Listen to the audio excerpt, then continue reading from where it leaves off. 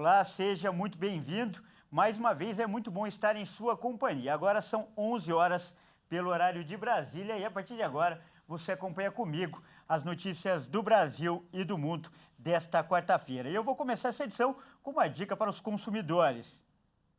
Olha, e principalmente para quem tem carro e deve se preparar para o pagamento do IPVA logo agora no início do novo ano. O valor do imposto varia de acordo com a idade e o modelo do veículo. A maioria dos estados já divulgou como vai ser a cobrança do Imposto sobre Propriedade de Veículos Automotores, o IPVA, para 2023.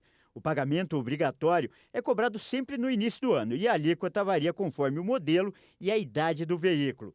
O estado em que o contribuinte mora também influencia na alteração do valor devido. Isso porque cada unidade da federação tem prazos e condições diferentes para o pagamento do IPVA. De modo geral, em 2023, o IPVA deve ficar mais caro, acompanhando a valorização de carros novos e usados. Embora cada estado tenha alíquotas diferentes do imposto, todos levam em conta o valor de venda de veículos usados, que é calculado por meio da tabela FIPE, ou o valor da nota fiscal de compra, isso no caso dos veículos 0 quilômetro. Em São Paulo, o valor do IPVA vai ficar, em média, 10,77% mais caro, segundo a pesquisa anual da Fundação Instituto de Pesquisas Econômicas. Apesar disso, o aumento é menor do que do ano passado, quando chegou a 22,54%.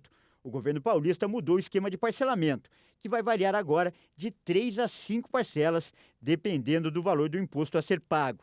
Quem pagar integralmente em janeiro deve ter um desconto de 3%. Eu mudo de assunto agora para falar de política. Há 3 dias da posse, o presidente eleito Lula ainda não indicou os nomes de 16 ministros que faltam para compor o governo. Vamos ver agora quais são as pastas que ainda estão pendentes. Faltando pouco para ser empossado para o terceiro mandato como presidente da República, Luiz Inácio Lula da Silva ainda não definiu nomes para alguns ministérios. O petista ainda faz rodadas finais de negociação para os cargos.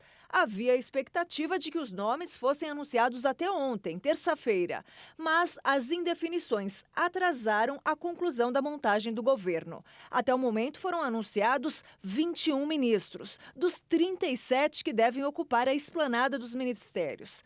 São 14 nomes a mais do que os atuais 23 do governo de Jair Bolsonaro.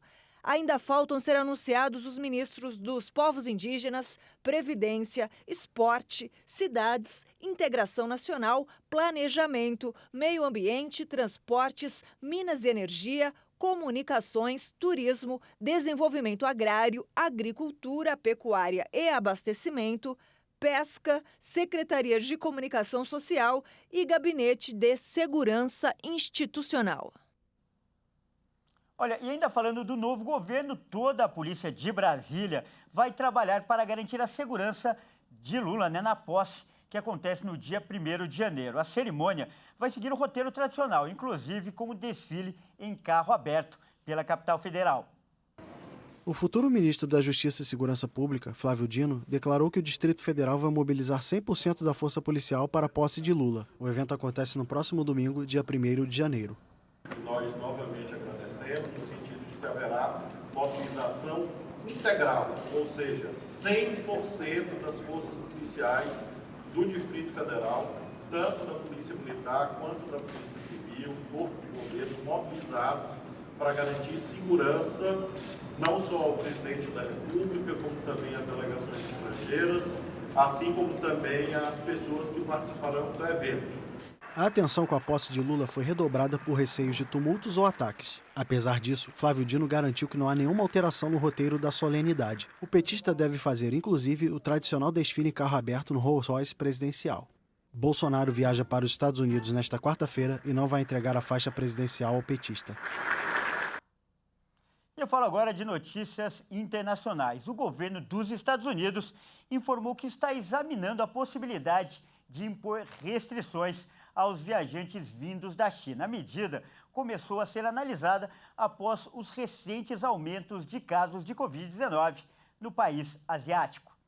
Após a disparada do número de casos de Covid na China, o governo dos Estados Unidos começou a expressar preocupação com o surgimento de novas variantes e também com a falta de dados transparentes sobre a situação da doença no país. De acordo com a administração norte-americana, os Estados Unidos seguem dados científicos e conselhos de especialistas em saúde pública, além de consultar países aliados e considerar adotar medidas similares.